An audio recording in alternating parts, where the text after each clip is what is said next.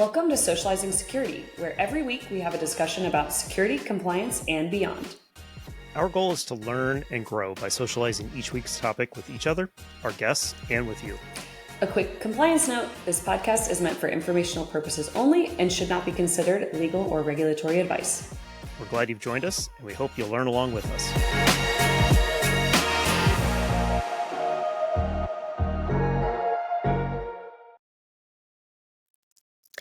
And we are back with another episode of Socializing Security. This is the part 2 for going incognito mode into 2025. So we released the part 1 episode about a week ago on March 3rd, 2025, and this is the part 2 of that episode. So we're just going to jump right in exactly where we left off in part 1. So if you want to go back and listen into part 1, you can do that on our website or wherever you're listening to your podcast. You know where to find us, socializingsecurity.com, or again, favorite place where you're listening to your podcast. So we're really excited about this 2-part series. Give us some feedback of if you like this style.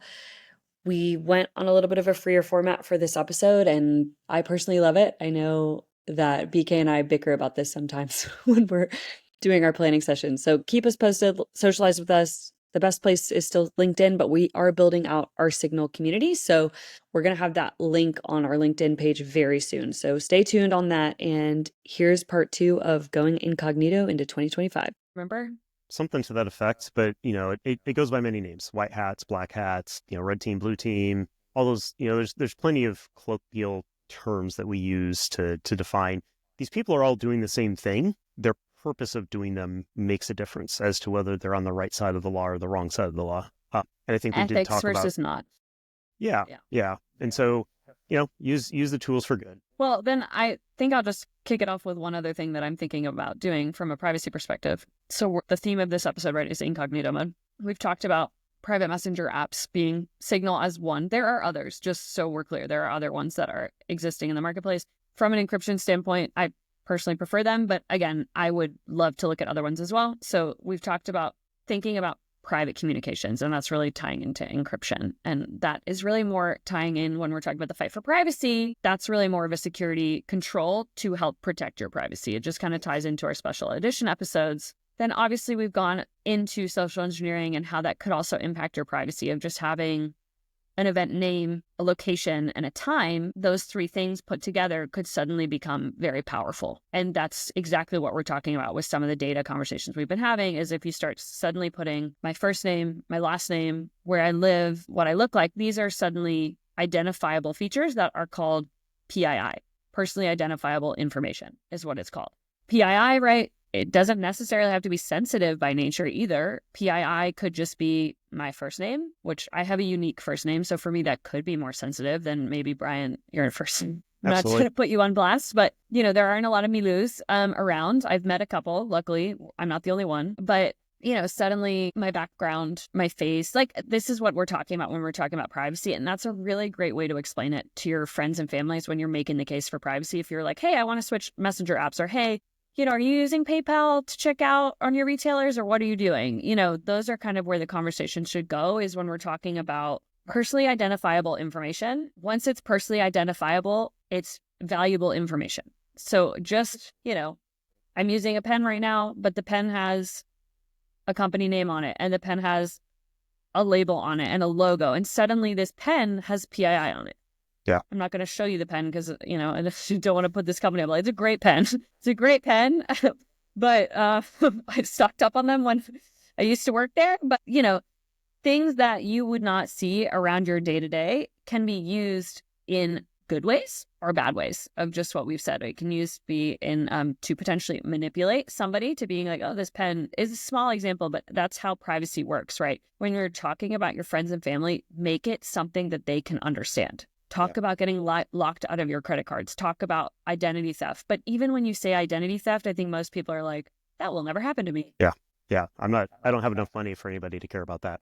There's 2 other examples of this that are maybe even a little bit more real world. So one is there's a, I don't know if I want to call it a game, or there's people that do this amazing thing. I find this absolutely fascinating. I've done it a few times, which is you give them a random picture of something, a person standing somewhere, and they start to use the clues that are in that picture maybe there's FYI, every picture you take on your phone, unless you've changed it otherwise, tracks the location where that picture was taken. Metadata. Yeah, metadata. So you'll definitely hear that term. But even without that metadata, even that's been stripped off, just looking at the clues within the photograph itself to try to pinpoint where it is. Chatting with some former coworker friends of mine, and there was this picture. I don't know how it got brought up, but it's a picture of a trailer sitting in a parking lot. And I'm like, I wonder where that's sitting at. Let's play this game because I've got a lot of bits and pieces to figure out here. And I saw a hospital in the background, so I searched out that hospital, and boom! All of a sudden now I'm within a mile, probably closer to a quarter of a mile, just based on the distance. And so I start looking for other clues in there. And within, I don't know, maybe 20, 30 minutes, I pinpointed exactly where that trailer was sitting when that picture was taken. There's a sense of pride. And it was super easy, to be honest, because I had other clues that I could bring into that. But being able to just... I love it. Yeah. Oh, we're so similar in this regard. I love it. I think about it this way. Mm-hmm. It's not unlike going to like an escape room. Like all these little pieces could potentially matter. It's pulling out which ones matter that make you good or not good at that kind of stuff. The other example that comes to mind in this is the Cambridge Analytica scandal that happened. This is a company that collects information and then resells that information. They get it from all sorts of different companies. Just by the location data on your phone, if you're allowing any applications to track that, they may be anonymizing it. They may be storing it disassociated from anything that would be connected to you. But with this data that people discovered that they had in the first place, was super easy to be able to identify people. Where does the person go every night? Data broker, right? I think that's what we're talking about here. Yeah, that's the term you'll hear in there. But there's a bunch of different terms for these types of companies too. And just by knowing where they go every night, based on GPS location, you could pretty narrow it down pretty darn quick. And then you look and see where they go. There was some interesting articles around the time that this came out. I would say definitely Google if you want some funnier content. There's some dark content out there too. So, but simple things like, hey, this person goes from this house to this business every day, and about every other day they go to this other house. What's going on with that? And at that point, kind of who they are. And then you can start figuring out, okay, who lives at this other house? And now all of a sudden, they work together. So, that's probably not a thing that they want anyone to know about. Like threads, right? It's like, how do you get... I think of it as being kind of like a detective, like a Nancy Drew character. That's who I relate to when I'm doing this type of activity, whether it's for work or for fun, I guess. It can be entertaining. It could be for fun. It can be for fun. I've done it for fun. Yeah. I've also also done it for work.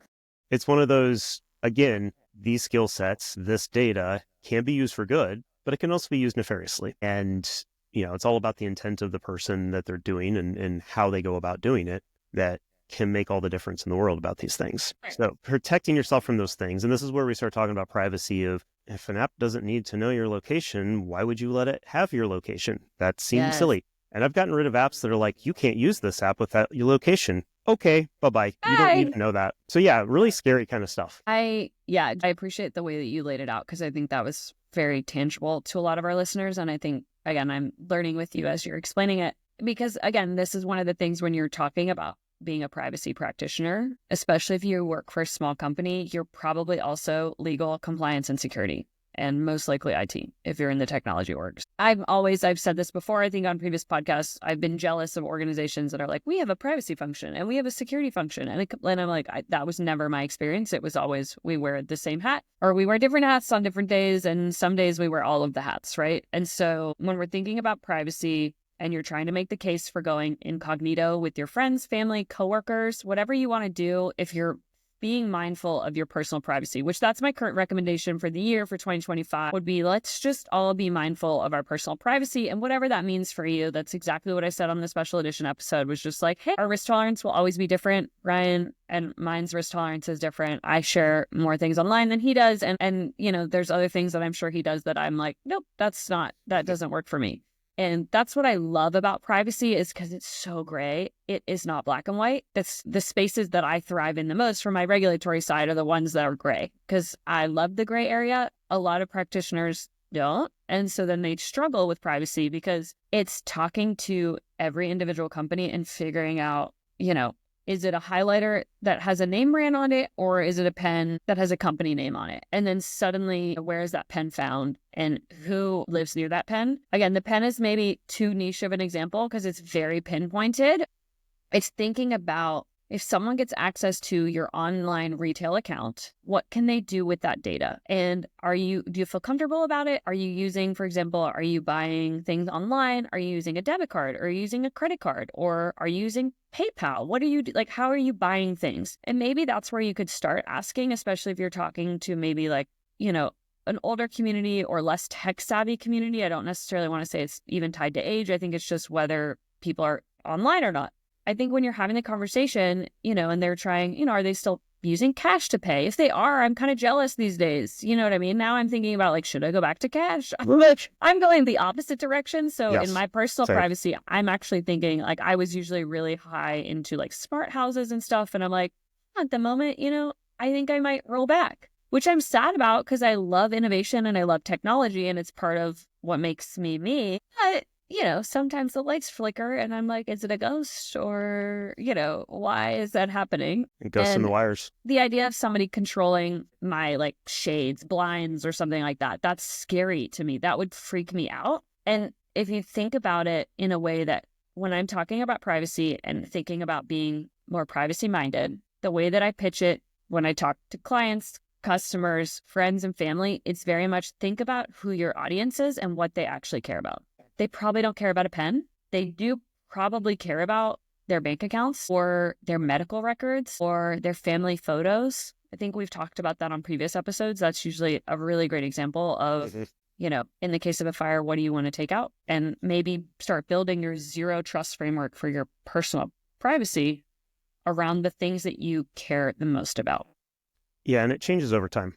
To your point about the smart home side of it, you learn about things. Maybe you get a higher profile globally, and all of a sudden it's like, oh wow, now there's more attention on me. Maybe I need to be a little bit tighter on my privacy. Share less. I mean, honestly, I have a lot of conversations with myself about what I show in my background on something as public as this podcast, because there's no real personally identifiable information, but there's stuff back there that people could use to manipulate me. I know that, and I'm willing to say that because the people who would use that to manipulate me already know how to do that. I'm not telling them how to do it, but I'm trying to help all of you understand that that's what they would do. And so maybe it's time for branded backgrounds, because we talked about that earlier today, and maybe that's something that you and I can take for our personal privacy for the podcast as one of our action items. Is we're thinking about getting virtual backgrounds, and can they have can it be pink? I want mine to be pink or like rainbow.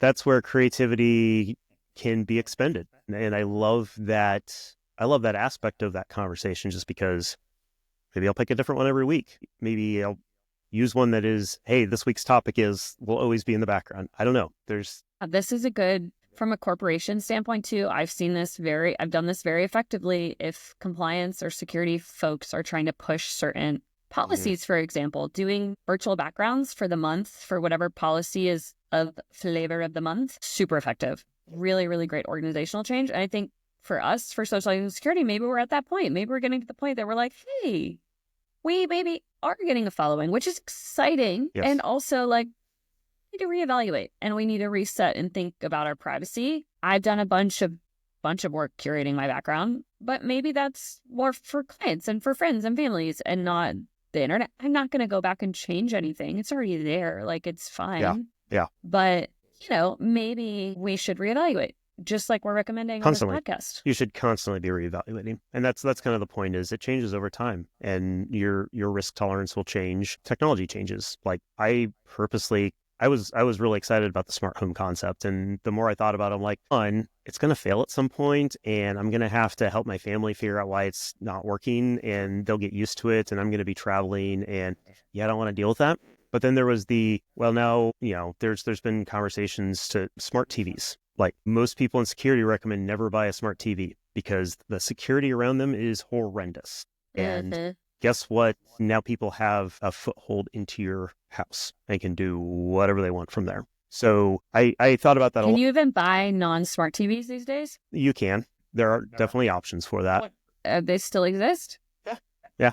because of this Because push of people for like us. yeah, because quite frankly, I've got this external device that I like, so I don't want to have to change that every single time I buy a new TV. So there is the option of just securing your TV too. I have a smart TV, Oh, yeah. so look at the security settings. They've gotten better. I mean, it could be as simple as just don't connect it to Wi-Fi. Like, not everything needs to be on Wi-Fi. My fridge has Wi-Fi capability. Okay, but like my cats like to watch their TV show when I'm not home. Well, you could do an external device for that. Oh my God, I have to get an iPad for my kids. Well, I'm not saying that, but there are smart TV functionality and devices that you can plug into an HDMI port. I like it. It's your networking brain that's coming out instead of But to that point, you can, like, just like with a corporate network, you can secure it if you do the right things. That's one of my personal things for this year, is to try to segment my network a lot more than I do currently, and keep things apart. And the other aspect with smart homes is the cloud aspect of it. Like, everything connects to the cloud. Well, what if I don't want my security camera pictures going to somebody else's computer? Because the cloud is just somebody else's computer. Yes. And I don't necessarily want that. So when I have put that kind of stuff in my home, I make sure that I can do it completely locally. And anything I do to the cloud is controllable to what I'm comfortable with. Which works for you, but might not work for other people if they travel a lot or aren't home very often. Because if something happens and it's only accessible local, then it's not that helpful. So one corner that kind of got cut in my privacy determination is I will get an alert when there is motion, and my camera triggers an event. If I'm at home on my Wi-Fi, I'll get a screenshot so that I can look at my notification on my phone and determine if I need to actually open up the app and look at it. I can do that very quickly without just huge distraction. If I'm away from home off my Wi-Fi, I don't get that thumbnail, because I didn't want that because that would require a cloud hop for that preview at that point. Instead, what I have to do is I have to open up the app, which then connects. This sounds like a lot of steps. Even just listening to you explain it, I'm like, oh.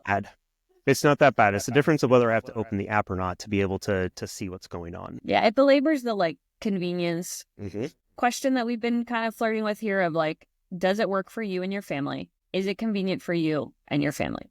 What works for you might not work for me, which is, again, exactly what we're saying. Privacy is gray. It's not black and white. It never will be. It also is continuing to evolve, and it will change. Right now, I believe privacy is having a moment. I think that will continue for a while. We'll see. But it will continue to change and shape, and it means you should be having these conversations with your family, your loved ones, on a regular basis, because all we really care about is to making sure that we can afford groceries and be in our homes together safely and stuff like that. And so when you bring it to your loved ones in that type of way, I think I'd seen it the most successful when we're talking about protecting your personal privacy as opposed to corporate security, which I think is one of the lines we've talked about with many of our speakers. Mm-hmm. Yeah, absolutely. Then I want to bring back the point with the smart home and the cloud, because I love how you explain that, to just say the cloud is the internet. I had a great conversation the other day with one of my neighbors, and he is not in the cloud. And he was kind of asking for tips on how to tiptoe into that world. And he's very privacy minded, which I respect the heck out of. Honestly, he's trying his best, which is really, really great, and is learning a lot of new technology, which is really cool. And one of the things that I thought was so funny is because he was pissed because he's getting pushed to the cloud because his provider no longer supports on-prem.